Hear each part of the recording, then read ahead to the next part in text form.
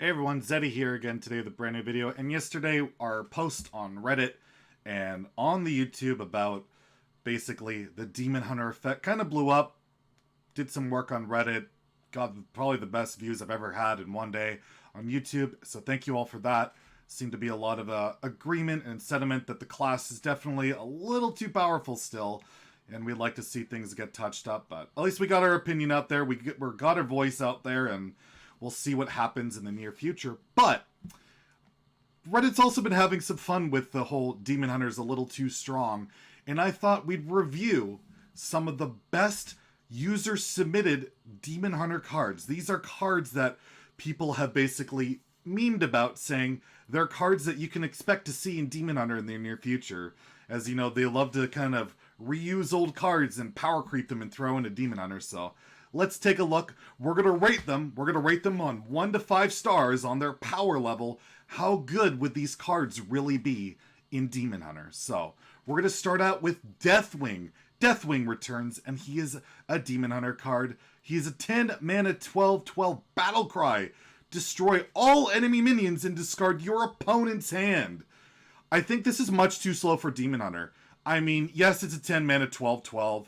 You kill everything, your opponent no longer has cards and can't do anything, but that's turn 10. You're playing Demon Hunter. You're winning by like turn 5s and 6 anyway, so honestly, unplayable trash. Don't waste your dust on this one. Solid pass. We'll give it 2 stars. Next, we have Pit Lord for mana 5/6 demon. This is typically a warlock card, but in Demon Hunter, it looks a little more impactful as it's a 4 mana 5/6 battle cry. Deal 5 damage to the enemy hero rather than yourself.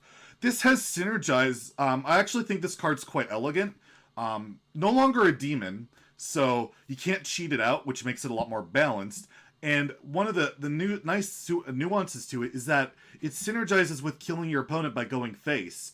And I think that's rather elegant, so I think it could see play. I mean, 4 mana 5/6 is relatively good stats, and dealing 5 to your opponent is pretty good, so I think it could show up in a couple of like mid-ranged aggro decks. Pretty solid, not bad. We'll give it a 3 out of 5. Next, Leroy is back from the Hall of Fame, and he's heading back to Demon Hunter. He's a 4 mana 6/2 charge still, but yes, he reverts back to 4 mana, back to his unnerfed roots, and instead of summoning 2 Elps, he summons 2 Canes. So basically, he's always going to go face, and you can push about 12 damage. A decent card, pretty good burst options, not quite the powerhouse that Altruist is at 4, as you can push a hell of a lot more through Taunt than that, but you get the advantage of basically doing it on 4 without setting it up with Skull or Twin Slice, so could see some play. Pretty good card, and I like the design. It's really quite subtle in its smorking ability. I'll give it a 4. I think it's quite strong. Next, we have Felgorg. It hasn't really seen much play in Warlock, but maybe in Demon Hunter it will. So rather than a 7 mana 4/4, we have a 4 mana 7/7. I like this stat line a little bit better. It's more aggressive. It's cheaper. I think it's just going to be more efficient. And rather than draw like 4 cards, you draw 10, and your hand size increased by 20. It's a little bit slow. Your card options are a little bit better than just drawing a mere 10 cards. Like, you want to cheat mana while you do it, right? Like, you're playing a 4 mana 7/7. I mean, what are you really doing? And you're drawing 10 cards. What are you really doing? I think it's kind of a fun meme card, but in the Demon Hunter package, just not really strong enough. I'll give it a 2. Might see some niche play in like a silly meme deck, but yeah, not really seeing it. Then we have Millhouse Manastorm. He's always been kind of a joke. Only saw play in like Call to Arms Paladin, but as a Demon Hunter card, I think he's a little bit better. He's a 2 mana 4/4, retains the same stats, and his battle cry is your spells cost 0 this turn. I like how this really synergizes well with like Skull of Gul'dan, Inner Demon. You can do some really clever stuff. So I like the fact that you could possibly kill your opponent on turn 1 if you coin it out. And I just think that's really fun and interesting. So I could see this pop up in like a combo deck somewhere, but you know, you never know. It really does require a specific build around. You can't just play this with a bunch of minions. It won't work. You need to run spells. So really good deck builders might be able to utilize the strength of this card, but we'll have to wait and see. I'll give it a 3. Optimistic on this one. But yeah, the deck building, you'll have to figure out how to run spells in your deck, and that can be quite tricky. Next, we have Unlicensed Apothecary, a 3-mana 5/5 demon, so a pretty good stat line. And before, in prior days, it used to damage yourself, but as a demon hunter, we want to go face, so when you summon a minion, it deals 5 damage to the enemy hero. I really like this, because there's several overpowered rush cards that don't see any play, and this would really brute force them back into the meta. You'd be able to play this with 3-mana 1/1 rushes and just push 15 damage. Or play it with the 5 1-mana 1 rushers and push 25 damage. I think that's reasonable. I mean, warrior can gain armor, and that's not really fair. So this could get through that. And then, yeah, it would really help that bad matchup. So I think the card's solid. It really hones up one of Demon Hunter's weaker matchups, which they shouldn't have. That's unacceptable. They shouldn't have any. They have like one. That's stupid. Fix it. And this might help that. So I'll give it a 4. Really, really cool card. Well designed. Definitely should see some play. And then we have Fel Hammer. This is a new weapon for Demon Hunter. It's a 3-mana 3/2 hammer weapon. And it does not lose durability as long as you're controlling a weapon. What's really cool about this card is it synergizes with itself. As long as it's equipped, it can't break because itself, it's a weapon. It's really smart design. Like, normally, like, you'd have to play dragons to not have your weapon break, and I mean, that would require you to run dragons and, like, you know, build your deck around it, and that's just kind of, that's not really fun. Rather, this, you just play it, and it just doesn't break. I think that's cool.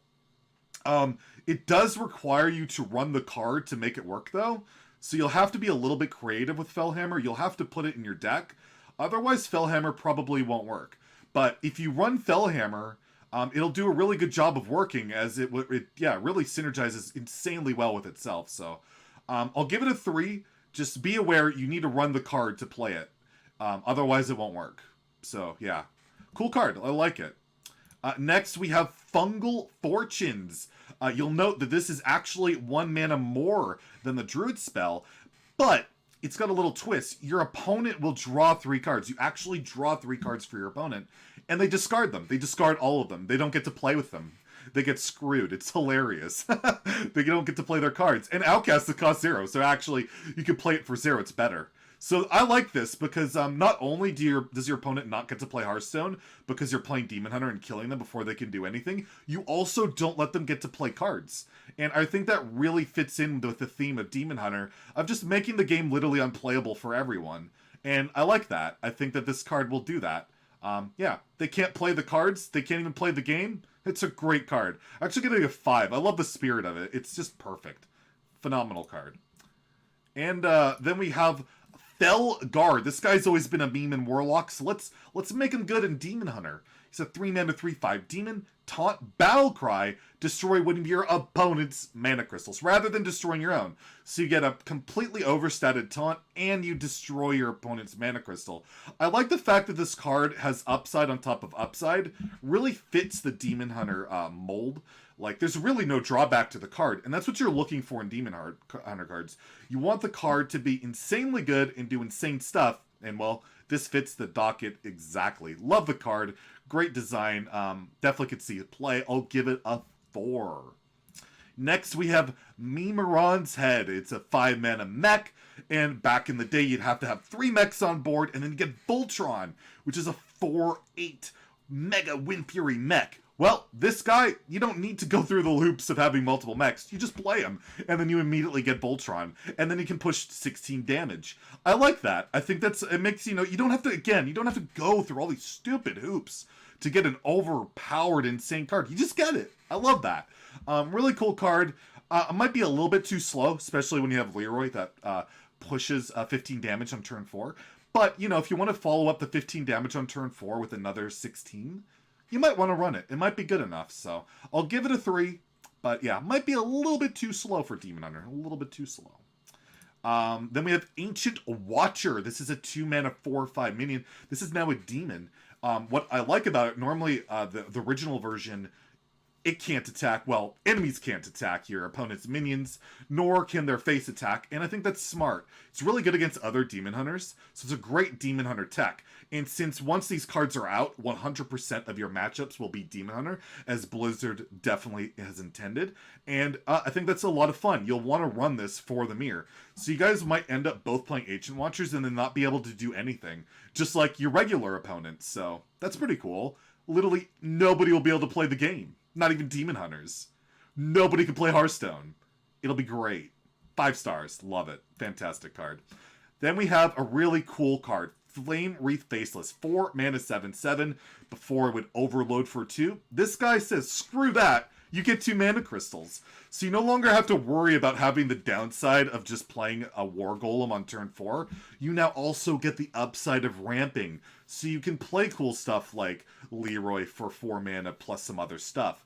I like the design. It really encourages you to play overstatted minions rather than, you know, punishing you with something like Overload. That's no fun. Just let me play broken things. So I like it. Again, a little bit too slow. I'd probably like it a little bit better if it had Charge and Wind Fury, but I guess they want to hold back a little bit, so I can see it. But it really should have Charge. Like, that's just stupid. So I'll give it a 2. Then we have Raza the Unchained, Battlecry. Your opponent, your hero power costs 0 this game. You don't need to have any silly singleton deck restrictions. You just get the hero power. That's great. And plus, Demon Hunter wants to attack, and this really pushes that, just like the 1 mana hero power. And you also, since the card probably isn't good enough, honestly, 0 mana hero power, who cares? You also have the Outcast. Your opponent's hero power costs 2 more. Again, fantastic in the mirror, since that's all you're going to face. As your opponent no longer has that 1 mana hero power, they'll have it for 2, and then they'll play Raza, and then it'll cost 0. And you'll be on an equal footing again. But you'll get that 1-turn tempo swing, and it'll be insane. So I'll give it a 3. I think it's a solid tech card. And then we have Doomguard. Again, back from the Hall of Fame. 5 mana, 5/7 Demon Charge. In the Battlecry, your opponent discards 2 random cards, which again is great because we don't want our opponents playing Hearthstone. And Outcast this costs 0. I like this because it's a throwback to Skull the Minari, where you never played mana. You never actually had to pay mana for your Doomguards, and it's kind of a cool throwback to that. And you don't need to run the Skull or cheat out with like a Void Caller. You just get it, as long as it's on the left or right side of your hand. I mean, you have to do crazy things to do that, so it's not that easy. I mean, Outcast is so hard to manipulate, so it'll lead to some interesting and high-level plays, and I think you'll see some play. Not the most powerful card, but, you know, it's neat. It's a neat card. We'll give it a 3. And then we have Reno the Blastologist. I like the flavor of this. 6 mana, 4/6 Battlecry. If your deck has no triplicates, this is important to note. You cannot run triplicates. This is a very, very restrictive deck requirement. Deal 10 damage randomly split amongst the enemy hero, meaning you'll hit the enemy hero 10 times randomly. Way too slow. 10 damage for 6 mana. This is an absolute joke of a card. I mean, and you can't run triplicates. That means your opponent, they play Albatross like 2 times. You can't even play the card. It's dead. Unplayable, absolute garbage. This should be at least an 8/8 and have Lifesteal, Rush, Wind Fury, Divine Shield Charge, and should probably be Twin Spell, Echo, and Magnetic, and a Mech, and a Demon. That would make it a lot more playable. As it stands, it's just complete garbage. I'm disgusted by how weak this card is. It's a 1. Then we have Timporfolio. This is a 6 mana 7/7 dragon.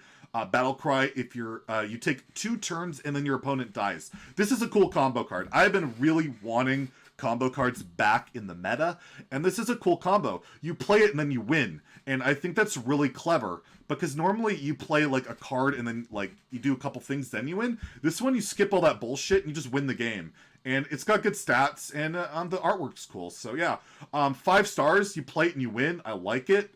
It has a similar effect to Priestess of Fury, which is currently a standard card, but this wins a little bit more quicker in that you don't actually have to do anything. So I like that. It's really cool. 4-star card. 4 stars. And then we have Succubus. 2 mana 4/3 demon. A Battlecry, discard a random card from your opponent's hand. I mean, it's a good like little pack filler in the set. You're not playing this in your Demon Hunter card. Way too weak. You're only getting premium stats with a really good upside. That's not good enough. You need premium stats with an insane upside. I'd rather see it like Battlecry cast a Pyroblast to your opponent's face, something like that. Might make it a little bit more playable, but even then, that's a little bit slow. 1 star, but yeah, fun pack filler. Pretty cool. And the last one in the set, really like this card. It really, really nails down the flavor of Demon Hunter. It's a 2-mana 3/2 Azari, Battlecry, destroy your opponent's deck. Your opponent shouldn't really bother playing Hearthstone when they're facing a Demon Hunter, so just get rid of their fucking deck. Enough is enough. Don't play. You don't get cards. Get out of my game. I'm playing Demon Hunter. I win. You lose. Love the card. 5 stars. So I hope you enjoyed this review of these Reddit submitted cards. They were hilarious. It's all in good fun. Yes, some of the Demon Hunter cards are way too powerful, but we're just memeing on them. Team 5, hopefully don't take this too seriously. And I'm sure we'll get the class balanced in due time by like 2025. So, hope you enjoyed the video. If you liked, please like and subscribe. Have a great day. And stay Demon Hunter, my friends.